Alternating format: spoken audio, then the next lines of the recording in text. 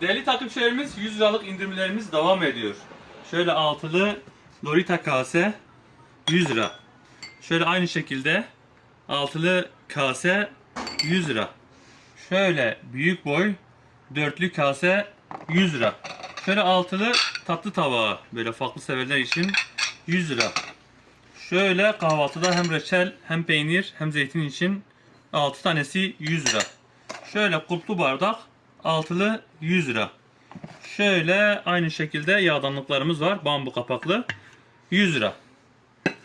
İndirimli ürünler için bizleri takip etmeyi unutmayınız.